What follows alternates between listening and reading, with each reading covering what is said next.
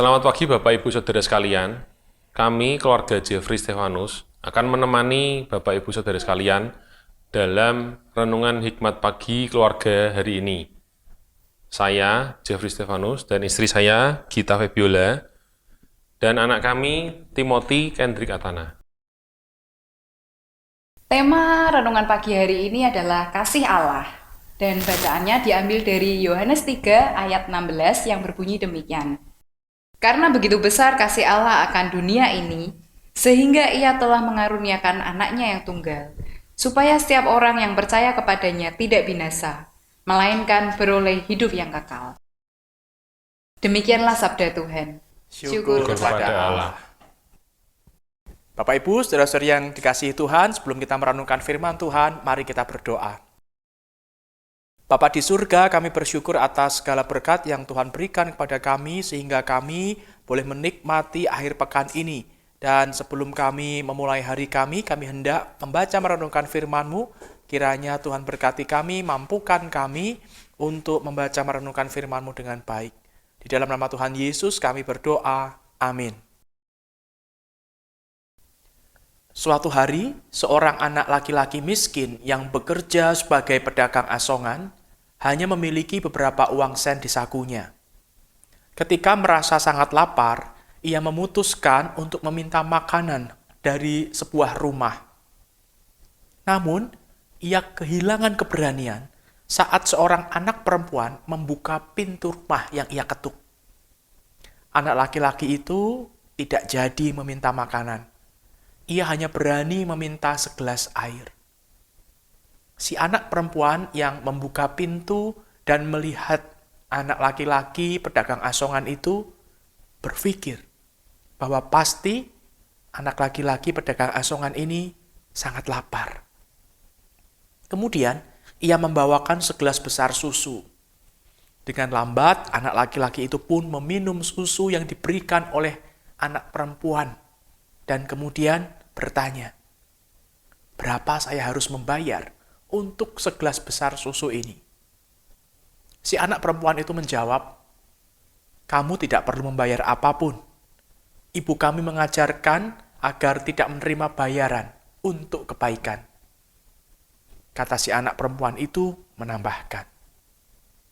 Anak laki-laki itu kemudian mengembalikan gelas susu dan berkata, "Dari hatiku yang terdalam, aku mengucapkan banyak terima kasih kepadamu." Puluhan tahun kemudian, si gadis perempuan yang kini telah dewasa mengalami sakit parah hingga kondisinya sangat kritis. Para dokter di kota tempat tinggal sudah tidak sanggup menanganinya. Akhirnya mereka merujuk ke kota besar, di mana terdapat dokter spesialis yang mampu menangani penyakit yang dideritanya. Dan penyakit itu adalah penyakit yang langka. Dr. Howard Kelly dipanggil untuk melakukan pemeriksaan. Saat ia mendengar nama kota asal si perempuan, maka terbesit seberkas pancaran aneh pada mata Dr. Howard Kelly. Segera ia bangkit dan bergegas turun melalui lorong rumah sakit, langsung menuju kamar si pasien perempuan. Ia langsung mengenali si perempuan pada pandangannya yang pertama. Ia memutuskan melakukan upaya yang terbaik untuk menyelamatkan nyawa si perempuan. Setelah melalui perjuangan yang panjang, akhirnya diperoleh kemenangan. Si pasien perempuan sembuh.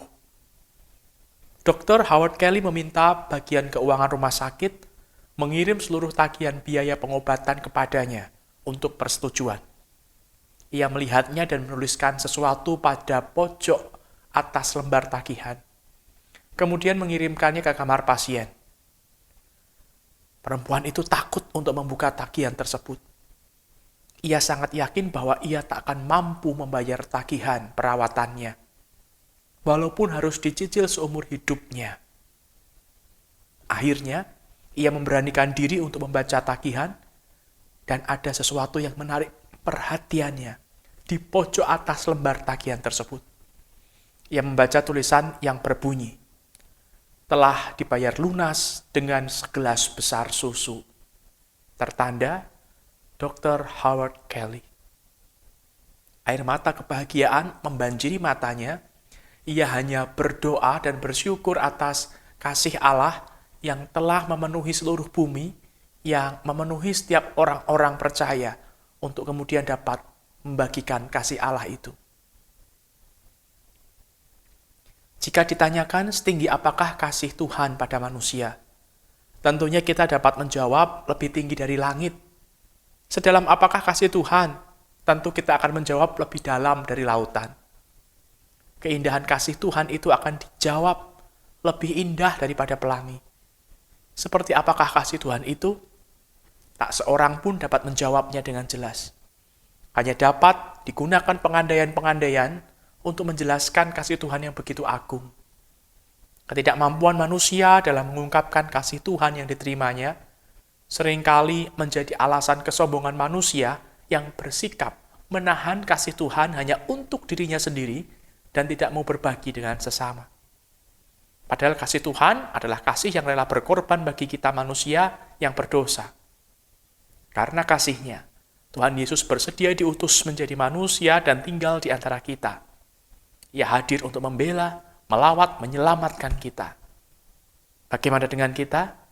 Apakah kita mau menyatakan kasih Allah yang sudah kita rasakan dengan menolong, menyapa, menghibur saudara-saudara kita yang kita temui, yang sedang kesusahan, yang sedang berkekurangan, yang sedang sedih.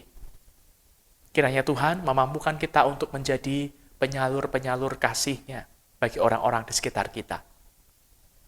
Mari kita berdoa. Bapa di surga, terima kasih atas berkat-Mu, terima kasih atas firman-Mu yang mengingatkan kami bahwa Tuhan begitu mengasihi kami, dan Tuhan menghendaki kami untuk juga memancarkan kasih kepada sesama. Mampukan kami untuk menjadi penyalur-penyalur kasih-Mu, agar hidup kami boleh jadi berkat bagi banyak orang. Mampukan kami ya Bapa, di dalam nama Tuhan Yesus kami memohon. Amin. Semoga kasih Allah selalu hadir dalam setiap langkah hidup kita. Selamat pagi, selamat beraktivitas. Tuhan memberkati.